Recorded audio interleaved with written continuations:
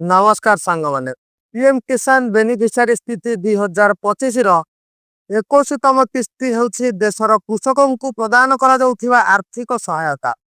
यही अर्थ पीएम किसान सम्मान निधि योजना अंतर्गत लाभान्वितों को सेमानंक जीवन धारणर मान उन्नत करिया पई प्रदान करा जिवो। 2025 मसिया रे आगामी 21तम किस्ती अक्टोबर 2025 रे दिया जाओ बोली आशा करा जाउछि। कार्यक्रम लाभ पाइबा पई देशर कृषक मानंकु पीएम किसान बेनिफिशियरी स्थिति 2025 संबंधी सबुठारु नुआ नियम विषय रे जानिबा आवश्यक। पीएम किसान योजना हेउछि कृषक मानंकर कृषि पई भारत सरकारंकर एक उद्यम।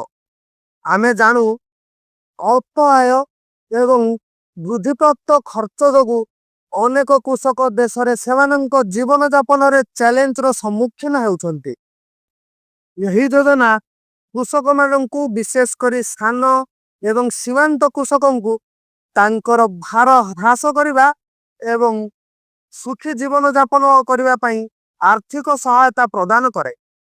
यही योजना अनेक कृषकों को उपकृत करिछि एवं वर्तमान सेमानंक कृषि खर्च एवं कल्याण सुविधा परिचालना पई लाभ प्रदान जारी रखिबा लक्ष्य रखिछि। तथ्य अनुसार पीएम किसान सम्मान निधि योजनार 20तम किस्ती 2 अगस्त 2025 रे वितरण करा जायतिला। यही प्रोजेक्ट संभवतः पूर्वतन समय सीमा एवं किस्ती एवं घोषणार पैटर्न व्यवहार करिवो। जेहेतु यह अधिक आशा करा जाउछि जे देशर कृषक माने आगामी 21तम किस्ती अक्टोबर 2025 मध्य प्राप्त करिए। प्रधानमंत्री किसान योजना अंतर्गत प्रधानमंत्री श्री नरेंद्र मोदी प्राय 12,000 कोटी टंका प्रदान करथिले, जहा 2 अगस्त 2025 रे महाराष्ट्र रे 20तम किस्ती रे 9 कोटी कृषकों को वितरण करा जायतिला। 21तम किस्ती रे लाभ पाइबा पई कृषक मानंक पई केवाईसी बाध्यतामूलक करने को विभाग घोषणा करिछि। रिपोर्ट अनुसार केवल योग्य नागरिक जो माने निर्धारित समय सीमा मध्य सेमानंकर केवाईसी संपूर्ण करिसंती सेमानंकु पीएम किसान सम्मान निधि योजनार आगामी किस्ती प्रदान करा जिवो। एहा छड़ा कर्तृपक्ष प्रदान करिथिया पीएम किसान बेनिफिशियरी स्थिति 2025 तालिका रे सेमानंक नाम मध्य रहिबा दरकार।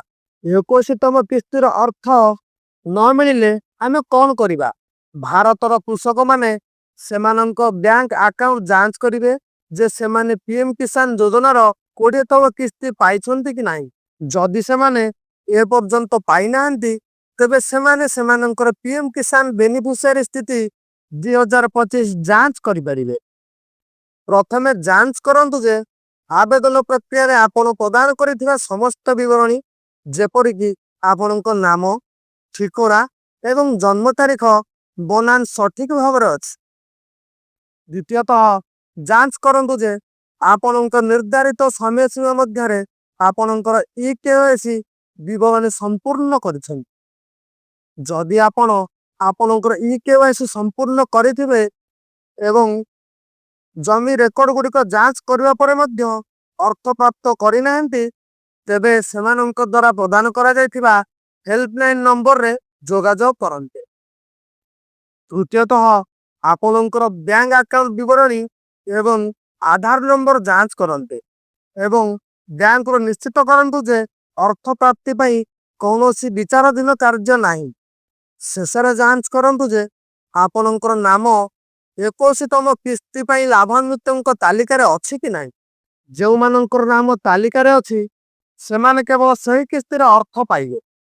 पीएम किसान कार्यक्रम रो उद्देश्य पीएम किसान योजना प्रत्येक योग्य कृषकों को प्रति वर्ष 3 किस्ती रे 6,000 टंका प्रदान करे। योजनार मुख्य उद्देश्य होछि देशर चाष संपर्कित परिवारों को आय सहायता प्रदान करिबा। यह कृषकों को कृषि आगत एवं संबंधित कार्यकलाप रे सेमानंकर विनियोगर खर्च परिचालन रे साहाय्य करिवो। जेउतरे उन्नत फसल उत्पादन पई सार ଏବଂ ବ୍ୟାକ୍ଟେରିଆରୁ ଫସଲକୁ ରକ୍ଷା କରିବା ପାଇଁ କୀଟନାଶକ ଅନ୍ତର୍ଭୁକ୍ତ। ପିଏମ୍ କିଷାନ ଯୋଜନା 2025ର ବିଶେଷତା। ପିଏମ୍ କିଷାନ ଯୋଜନାର କିଛି ଗୁରୁତ୍ୱପୂର୍ଣ୍ଣ ବିଶେଷତା ରହିଛି, ଯାହାକି ଭାରତର କୃଷକଙ୍କୁ ଲାଭ ପ୍ରଦାନ କରିବା ପାଇଁ ଆରମ୍ଭ କରାଯାଇଥିଲା। ଏହି ସରକାରୀ ଯୋଜନା ନାଗରିକଙ୍କୁ ପ୍ରତିବର୍ଷ 6,000 ଟଙ୍କା ଆର୍ଥିକ ସୁବିଧା ପ୍ରଦାନ କରିବେ, ଯାହା ପ୍ରତିବର୍ଷ 2,000 ଟଙ୍କାର 3ଟି କିସ୍ତିରେ ପ୍ରଦାନ କରାଯିବ। ଏହି ଯୋଜନାର ଅର୍ଥ ସିଧାସଳଖ କୃଷକଙ୍କ ବ୍ୟାଙ୍କ ଆକାଉଣ୍ଟକୁ ଡିବିଟି ମାଧ୍ୟମରେ ପ୍ରଦାନ କରାଯିବ, ଯେଉଁମାନେ ଯୋଗ୍ୟତା ମାନଦଣ୍ଡ ପୂରଣ କରୁଛନ୍ତି, ଯେଉଁଥିରେ ଜମିର ଆକାର ମଧ୍ୟ ଅନ୍ତର୍ଭୁକ୍ତ। ପିଏମ୍ କିଷାନ ଯୋଜନା ଦେଶର ସମସ୍ତ ନାଗରିକଙ୍କ ପାଇଁ ଉପଲବ୍ଧ, ଯେଉଁଥିରେ ପ୍ରତ୍ୟେକ ରାଜ୍ୟ ଏବଂ ସହରର କୃଷକମାନେ ଅନ୍ତର୍ଭୁକ୍ତ। ଆଗ୍ରହୀ ବ୍ୟକ୍ତିମାନେ ବିଭାଗର ଅଫିସିଆଲ ୱେବସାଇଟ୍ ବ୍ୟବହାର କରି ଯୋଜନାର ଲାଭ ପାଇଁ ଆବେଦନ କରିପାରିବେ। ପିଏମ୍ କିଷାନ ବେନିଫିସିଆରୀ ସ୍ଥିତି 2025 କିପରି ଯାଞ୍ଚ କରିବେ? ପିଏମ୍ କିଷାନ ବେନିଫିସିଆରୀ ସ୍ଥିତି 2025 ଯାଞ୍ଚ କରିବା ପାଇଁ କୃଷକମାନଙ୍କୁ ଏହି ପଦକ୍ଷେପ ସବୁ ଗ୍ରହଣ କରିବାକୁ ପଡ଼ିବ।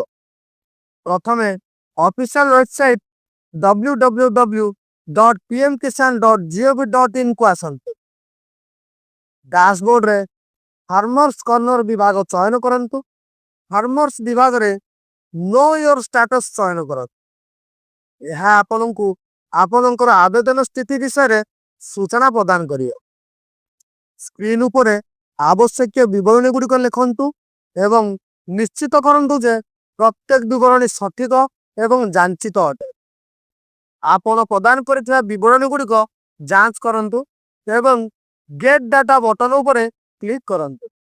ଏଠାରେ ସ୍କ୍ରିନ୍ ଉପରେ ଆପଣଙ୍କର ଆବେଦନ ସ୍ଥିତି ଦେଖିପାରିବେ ଏବଂ ଆପଣଙ୍କର ପିଏମ୍ କିଷାନ ବେନିଫିସିଆରୀ ସ୍ଥିତି 2025 ପ୍ରଦାନ ହେବ କି ନାହିଁ ଆପଣ ଏଇଠୁ ଜାଣିପାରିବେ। ଆଜିର ଭିଡ଼ିଓରେ ଏତିକି। ଯଦି ଆଜିର ଭିଡ଼ିଓରେ ଆପଣଙ୍କୁ କିଛି ନୂଆ ଶିଖିବାକୁ ମିଳିଲା ବା ଆଜିର ଭିଡ଼ିଓ ଯଦି ଆପଣଙ୍କୁ ଭଲ ଲାଗିଲା, ତେବେ ଆମ ଭିଡ଼ିଓକୁ ଗୋଟେ ଲାଇକ୍ କରନ୍ତୁ। ଯଦି ଆମ ଚ୍ୟାନେଲରେ ନୂଆ, ତେବେ ଚ୍ୟାନେଲକୁ ସବସ୍କ୍ରାଇବ୍ କରନ୍ତୁ। ନମସ୍କାର।